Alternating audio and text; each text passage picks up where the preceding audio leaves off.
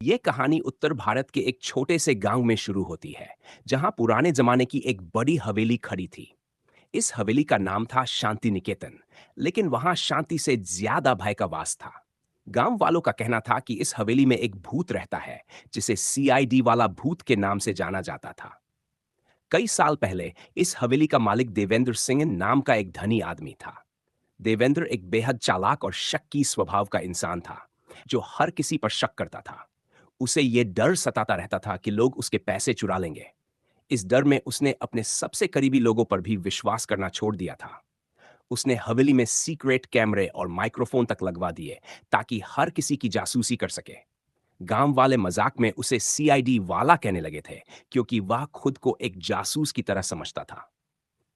एक रात देवेंद्र की मौत हो गई, रहस्यमय हालातों में। कहते हैं कि उसकी मौत किसी दुर्घटना से नहीं हुई थी, बल्कि किसी ने उसकी हत्या की थी। उसके बाद से ही लोग कहते हैं कि देवेंद्र का भूत हवेली में घूमता है, वही सीआईडी वाले अंदाज में।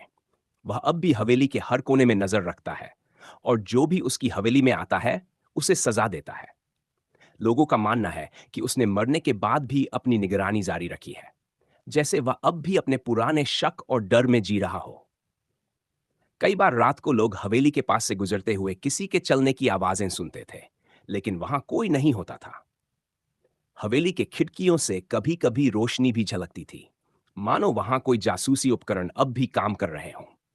गांव के कुछ साहसी लड़के एक बार उस हवेली में घुस गए, पर वो रात के बाद कभी गांव वापस नहीं लौटे। लोग कहते हैं कि सीआईडी वाले भूत ने उन्हें पकड़ लिया था।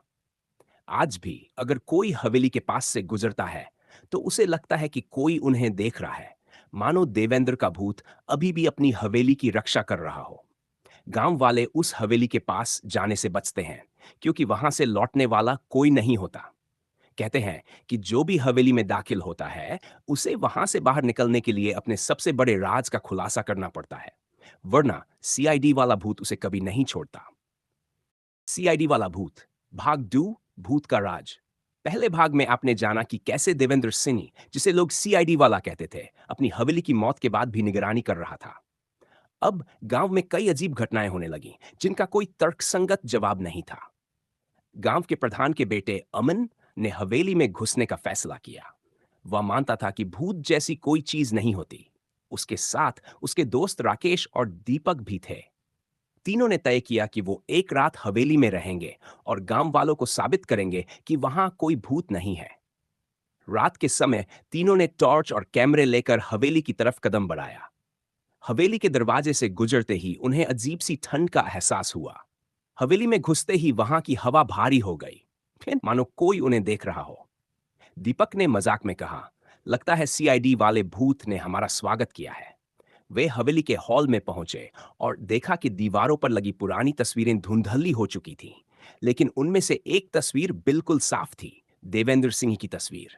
तस्वीर के नीचे लिखा था, सच को जानने के लिए तैयार हो। अमन ने कैमरा ऑन किया और एक एक कमरे की जांच करने लगे।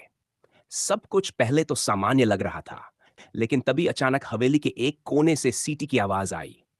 तीनों डर गए, लेकिन हिम्मत करके उस दिशा में बढ़ने लगे। जैसे ही वे उस कोने में पहुंचे, दरवाजा अपने आप खुल गया। अंदर एक पुराना कमरा था, जिसे शायद सालों से किसी ने नहीं देखा था। कमरे के बीचों बीच एक मेज पर पुरानी फाइलें रखी थीं। अमन ने एक फाइल उठाई और देखा कि ये फाइलें देवेंद्र सिंह की पुरानी जांचों से जुड़ी थीं। लेकिन इन फाइलों में गांव के कुछ बड़े नाम थे, गांव के प्रधान, डॉक्टर और पुलिस अधिकारी। ये सब देवेंद्र की जासूसी के शिकार थे। फाइलों में उनके गहरे राज लिखे थे, जो अगर बाहर आते तो उनकी जिंदगी बर्बाद हो जाती। तभी कमरे में अचानक दरवाजा बंद हो गया और सामने एक धुंधली आकृति उभरने लगी। वह वही सीआईडी वाला भूत था, देवेंद्र सिंह। उसकी आंखें चमक रही थीं और वह चुपचाप तीनों को घूर रहा था। तुम्हें मेरी सच्चाई जाननी थी? भूत की आवाज गूंज उठी। अब जान चुके हो, लेकिन इस हवेली से बाहर सिर्फ वही जा सकेगा जो अपने सबसे बड़े राज का खुलासा करेगा। तीनों के चेहरे पर डर साफ दिख रहा था। अमन ने सबसे पहले बोलने की कोशिश की, लेकिन उसका गला सूख गया था। राकेश ने कहा, हमारे पास कोई बड़ा राज नहीं है। तभी भूत हंसा और बोला, हर किसी के पास कोई ना कोई राज होता है। अचानक दीपक ने बोलना शुरू किया, मैंने मैंने अपने दोस्त को धोखा दिया था। वो मुझ पर भरोसा करता था, लेकिन मैंने उसके साथ बेवफाई की। जैसे ही उसने ये बात कबूली, हवेली के दरवाजे अचानक खुल गए। दीपक बाहर भाग गया, लेकिन अमन और राकेश को अभी भी अपनी सच्चाई बतानी थी। अमन जानता था कि उसे सच कबूल करना होगा, लेकिन उसका राज बहुत बड़ा था। उसने अपने सबसे करीबी दोस्त के परिवार के खिलाफ एक साजिश की थी, जिससे उन्हें भारी नुकसान हुआ था।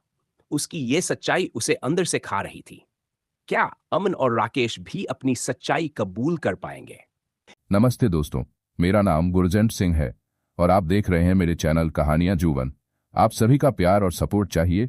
अगर आपको मेरी कहानियां पसंद आती हैं तो प्लीज़ मेरे चैनल को सब्सक्राइब करें और लाइक का बटन दबाएं। आपके एक लाइक और सब्सक्रिप्शन से मुझे और मोटिवेशन मिलता है और मैं आपके लिए और भी मज़ेदार कहानियां लाता रहूंगा। धन्यवाद।